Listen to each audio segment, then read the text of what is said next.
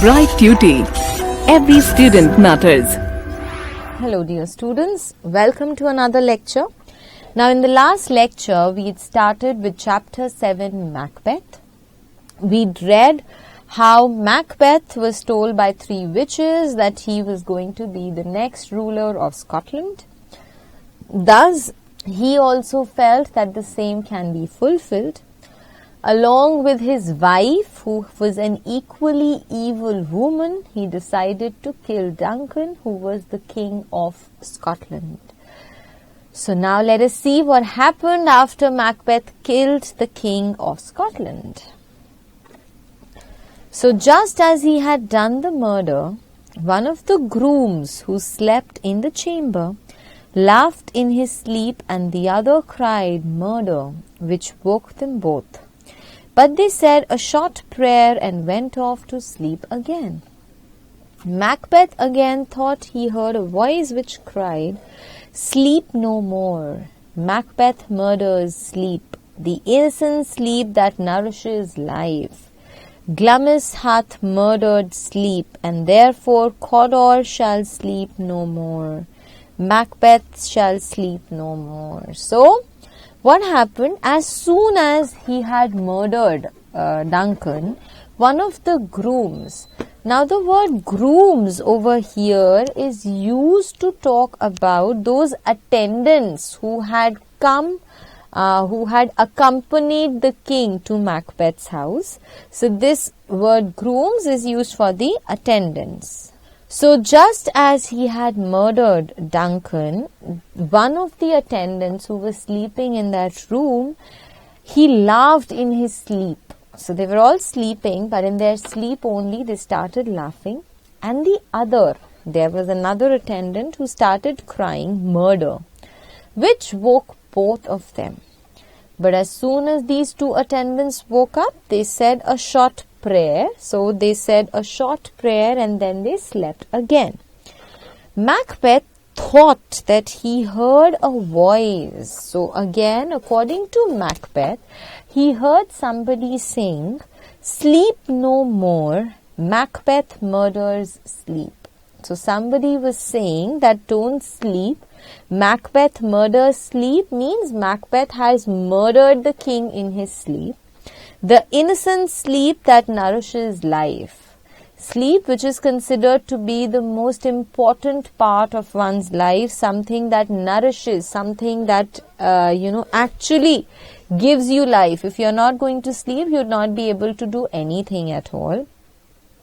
Glamis hath murdered sleep, and therefore Cawdor shall sleep no more. Somebody said that Glamis had murdered sleep. Now Glamis and Cawdor, I hope you all remember that these were the 2 titles that the witches talked about. Thane of Glamis and Thane of Cawdor. These were the 2 titles that according to them Macbeth was going to get. So he heard somebody saying that Glamis hath murdered sleep, and therefore Cawdor shall sleep no more. Macbeth shall sleep no more. So somebody had predicted that now Macbeth would not be able to sleep any longer because he had killed somebody in his sleep. Sleep is something which is the most innocent and the most special thing for one's life. With such horrible imaginations, Macbeth returned to his wife. Seeing him confused, she scolded him and sent him to wash his blood-stained hands. So Macbeth had such horrible imaginations, and he returned back to his wife. Seeing him confused, when the wife saw that Macbeth was confused, she scolded him. She actually started to scold him, and she also told him to go and to wash his hands, which were blood-stained. So since he had killed the king, his hands were full of blood. So the wife told him to wash his hands. In the morning, people learnt of the murder. Macbeth and his lady tried to make a great show of grief, yet the entire suspicion fell upon Macbeth. Duncan's 2 sons fled. Malcolm, the eldest, sought for refuge in the English court, and the youngest, Donalbain, made his escape to Ireland. Soon, Macbeth hired a group of murderers to kill Banquo and his son Fleance. He was fearful of the witch's prophecy that Banquo's heirs would seize the throne. Macbeth's men ambushed Banquo on his way to a royal feast but failed to kill Fleance, who escaped into the night. So, in the morning, when people learned that Duncan had been killed by somebody in his sleep, Macbeth and his wife, they tried to make a great show of grief. So in the morning, Macbeth and Lady Macbeth, they tried to pretend that they were very, very sorrowful, that they were very sad. Yet the entire suspicion fell on Macbeth. But despite that, everybody doubted that it was Macbeth only who had killed the king. Duncan's two sons fled.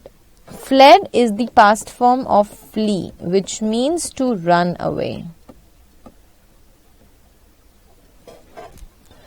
So the two sons of Duncan, Malcolm, who was the eldest, and Donalbain, these two sons, they also ran away from there because they thought that people are going to consider them to be the killers, to be the murderers. So they also ran away. Malcolm, who was the eldest son, he sought for refuge in the English court. Sought for refuge. Refuge means shelter. So he took his shelter in one of the English courts. And the youngest son, whose name was Donalbain, he escaped, he ran to Ireland. Soon, Macbeth hired a group of murderers to kill Banquo and his son Fleance. So, very soon, Macbeth, he hired a group of people whom he had asked to kill Banquo and his son Fleance. He was fearful of the witch's prophecy that Banquo's heirs would seize the throne. So the reason why Macbeth wanted Banquo and his son to be killed was because he was scared. As the witches had prophesied, the witches had predicted that Banquo's heir means the successors, the sons of Banquo, they are going to seize the throne. They are going to get this throne. So, he was aware of it. Macbeth's men ambushed Banquo on his way to a royal feast. Ambushed means, to hold somebody. For example, imagine somebody who's least aware, who is least informed of such an evil manner, and he was going to a royal feast. So he was going to enjoy a royal dinner, and suddenly on his way, Macbeth's men caught him unguard. They caught him, unaware, but they failed to kill his son Fleance, who had escaped into the night. So Fleance had escaped, so he could not be killed, but Banquo was caught by Macbeth's men. Macbeth became furious. As long as Fleance was alive, he feared that his power remained insecure. At the feast that night, Banquo's ghost visited him. When he saw the ghost, Macbeth raved fearfully, startling his guests, who included most of the great Scottish nobility. So, Macbeth was very, very furious. He was very angry because he knew that as long as Fleance was alive, that as long as his son, Banquo's son Fleance was alive, he feared that his power remained insecure. He had this fear that he was not entirely powerful, that this power could be taken away from him any time. At the feast that night, Banquo's ghost visited him. So that night, over the feast, over the royal dinner, Banquo's ghost visited him. When he saw the ghost, Macbeth raved fearfully. Raved is to behave in a very strange, to behave in a very absurd manner. So Macbeth got so scared that he started behaving in a very strange manner, startling his guests. Startling, they all were surprised, shocked. So his guests were surprised, who included most of the great Scottish nobility. So these guests who were a part of that royal feast that night, they were, very, very important men. Scottish nobility means in Scotland they had the most important positions, the most respectful designations. Lady Macbeth tried to neutralize the damage, but Macbeth's kinship incited increasing resistance from his nobles and subjects. Frightened, Macbeth went to visit the witches in their cavern. So Lady Macbeth, when she saw her husband's behavior, she tried to neutralize the damage. Neutralize, to balance something. So she tried to balance the damage that was done, but Macbeth's kingship incited increasing resistance from his nobles and subjects. But Macbeth, despite being the king, incited means provoked. So the people of the kingdom, his nobles, the people who worked for him, the people who worked with him, everybody was provoked, everybody was angry. Macbeth was so frightened, he was so scared that he decided to go to the witches in their cavern in their caves. There they showed him a sequence of demons and spirits who presented him with further prophecies. He must beware of Macduff, a Scottish nobleman who opposed Macbeth's accession to the throne. He was incapable of being harmed by any man born of woman, and he should be safe until Birnam Wood came to Dunsinane Castle. So what happened? Macbeth was so scared that he decided to visit the witches in their cave.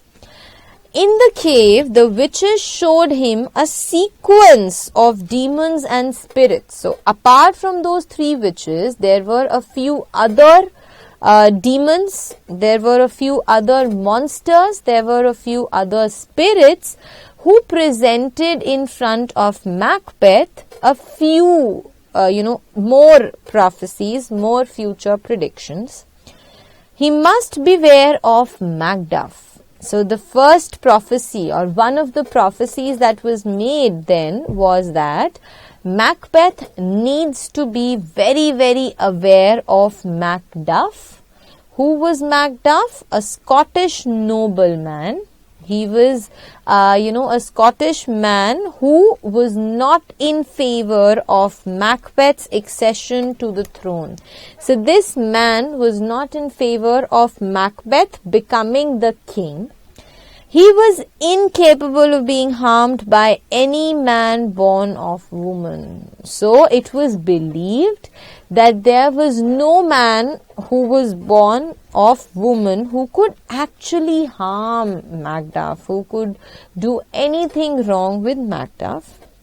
And he would be safe until Birnam Wood came to Dunsinane Castle.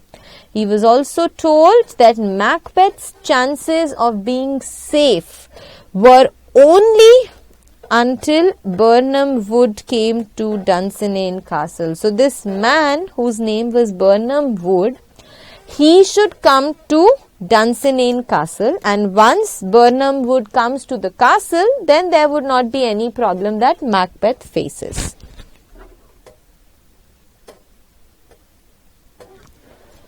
Macbeth was relieved and felt secure because he knew that all men are born of woman and that forests cannot move. Now Macbeth was obviously relieved. He felt secure because he knew that all men are born of woman. So the prediction was that those men who were not born of woman, could not do anything to that man Macduff.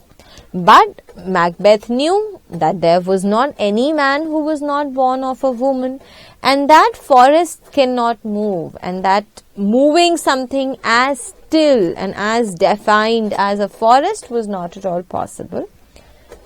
When he learnt that Macduff had fled to England to join Malcolm, Macbeth ordered that Macduff's castle be seized, and most cruelly that Lady Macduff and her children be murdered.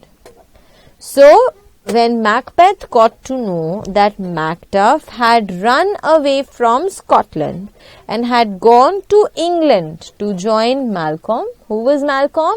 The eldest son of Duncan. So Macbeth had gone to England to join Malcolm.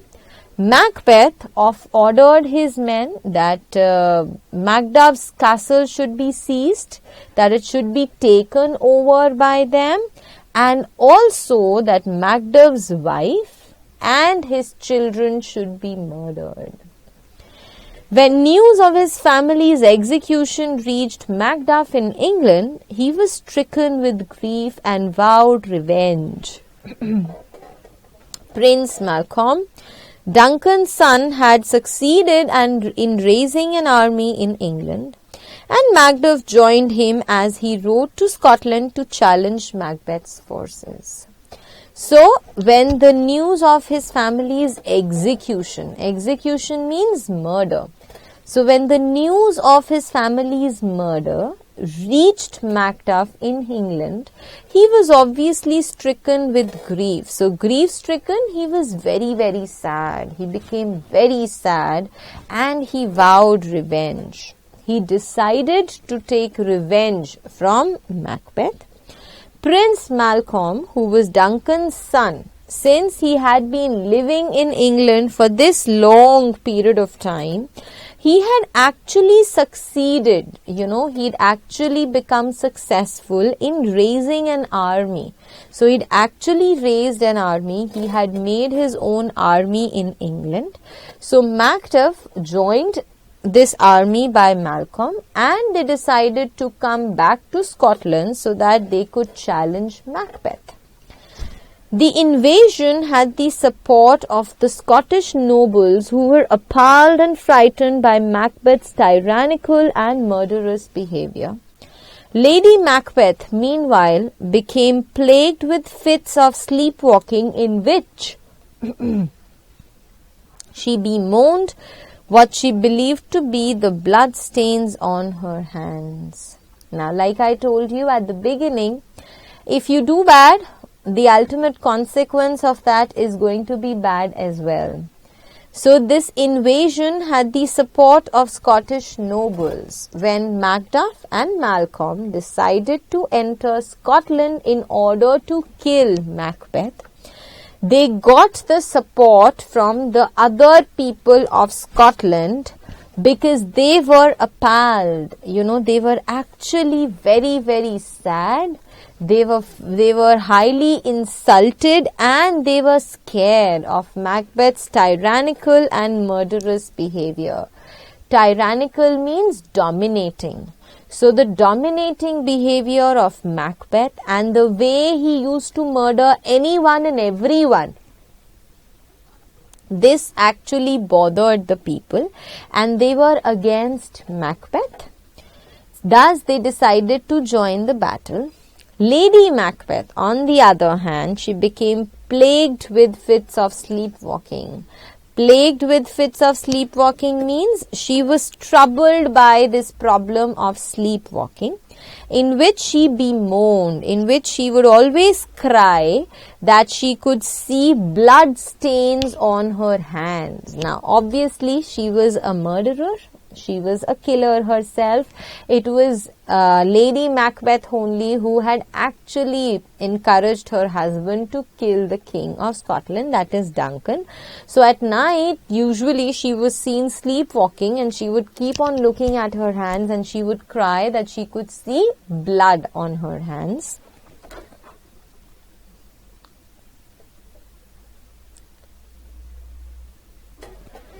Before Macbeth's opponents arrived, Macbeth received news that the Queen had killed herself, causing him to sink into a deep and pessimistic despair.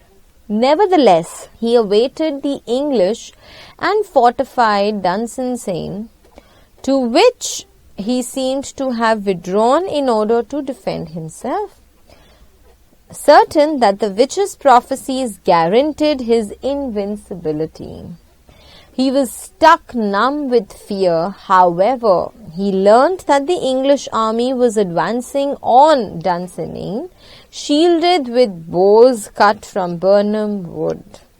Birnam wood was indeed coming to Dunsinane, fulfilling half of the witch's prophecy. Now, before Macbeth's opponents arrived, opponents, the ones on the opposite side, that is the army of Macduff and Malcolm.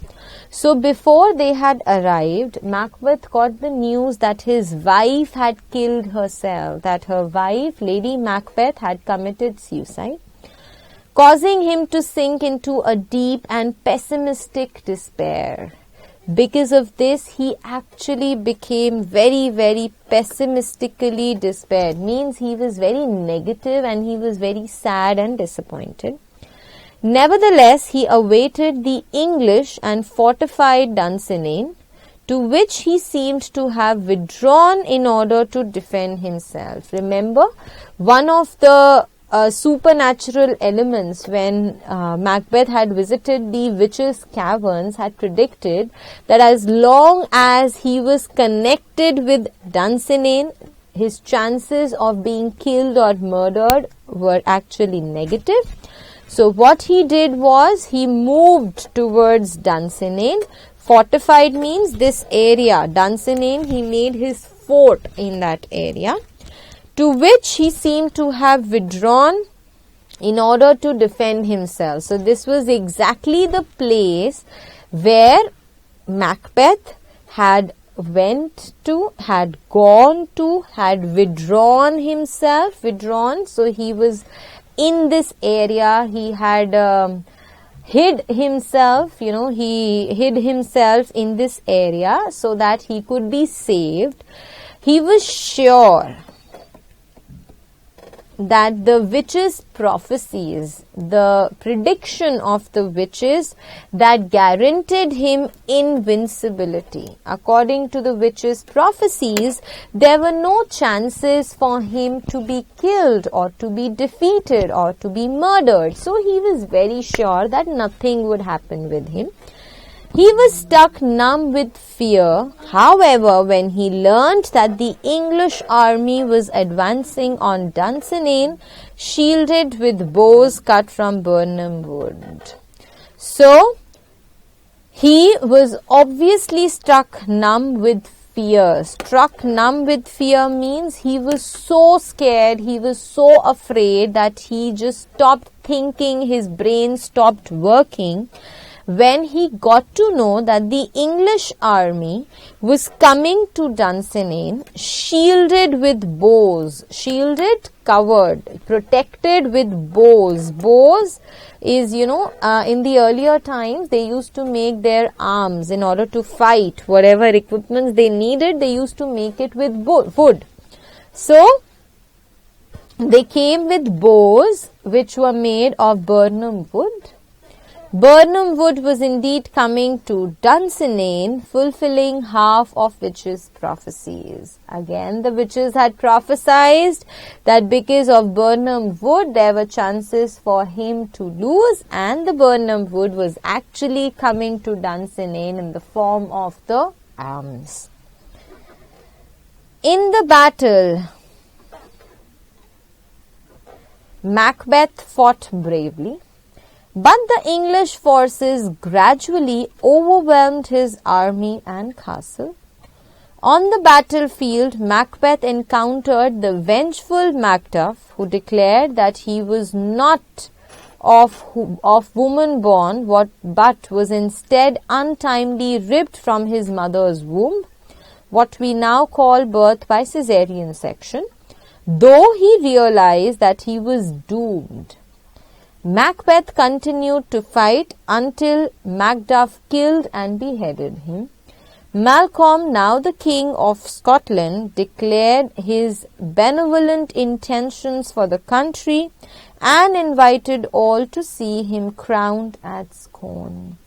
So, this battle that was fought between them, Macbeth fought that battle very, very bravely.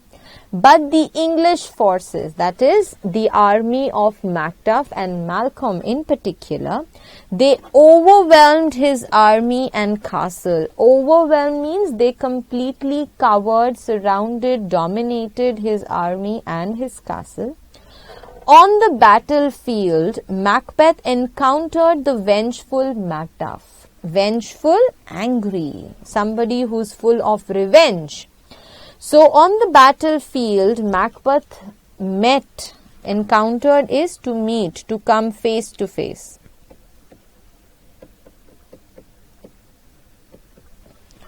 So Macbeth came face to face with Macduff, who wanted revenge from him because it was Macbeth who had actually killed his family.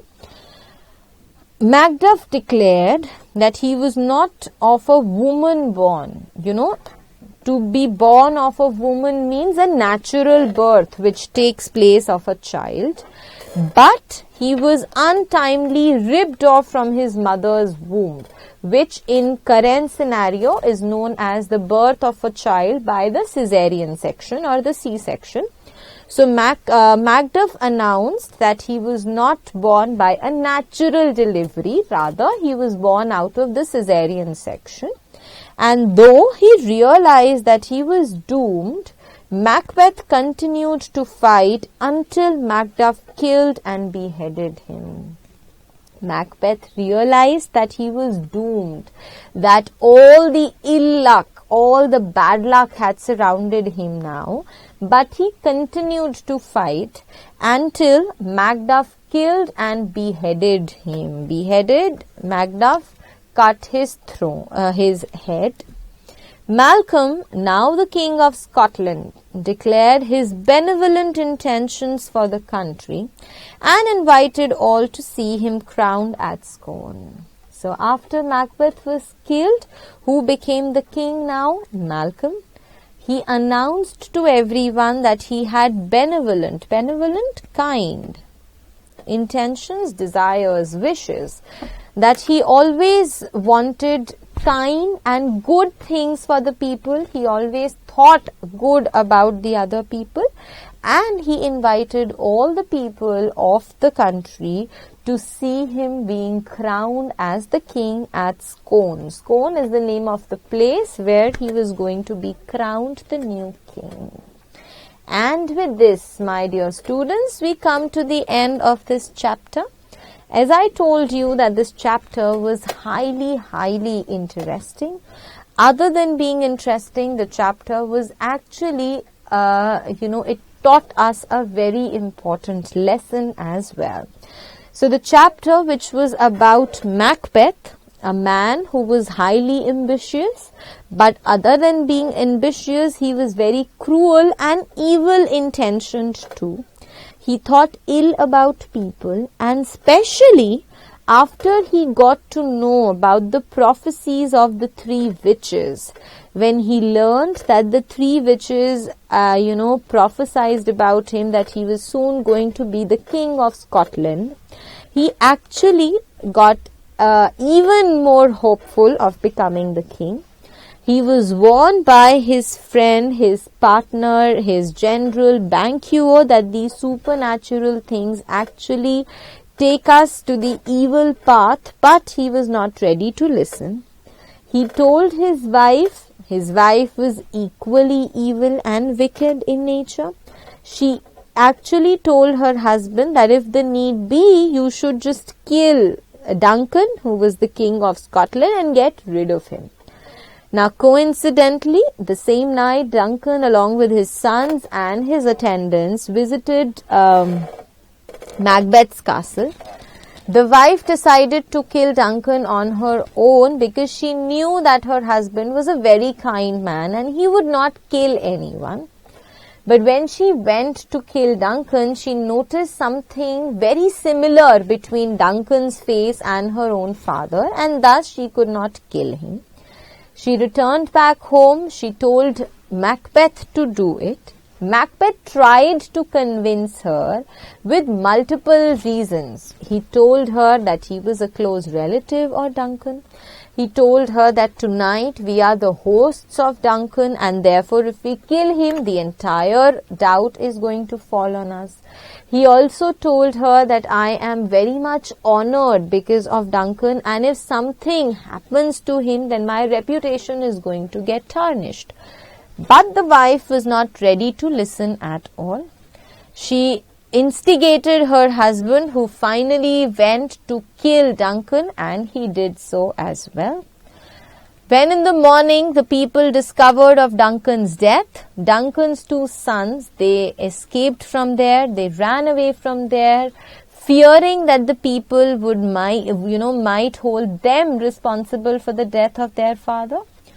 Then after that, Macbeth, he decided that Banquo and his son should be killed, because as per the witches, it was Banquo's heir who was going to take over the throne after or from Macbeth. Macbeth got so scared with this that he actually visited the witches in their cave. There were a few more predictions which were done about him. He was told to be wary of a man named Macduff. Macbeth decided to kill Macbeth's entire family when he was in England. This made Macduff so angry that he decided to take revenge from Macbeth and join Malcolm, who by that time had created a big army for himself. Now, when they were coming to England, Macbeth and his wife, Lady Macbeth, she had got, so bemoaned by what she had done. She would continue to see blood on her hands. She continued to sleepwalk, and she ended, killing herself. Macbeth was obviously very, very shattered, but he fought the war very bravely. At the end, it was Macduff who beheaded Macbeth. He killed Macbeth, and Duncan's eldest son, Malcolm, he became the ruler of Scotland. So we learn that if you do good to others, you yourself will have to fall prey. If you are good to somebody, people are going to be good to you. If you are bad, you are evil, you are wicked to somebody, then you will also have to fall prey to somebody's evil intentions. So my dear students, with this we come to the end of the explanation of the chapter. We are left with the back exercises of this story. We'll cover the back exercises in the last segment of our video. So I will see you all now in my next lecture. Thank you.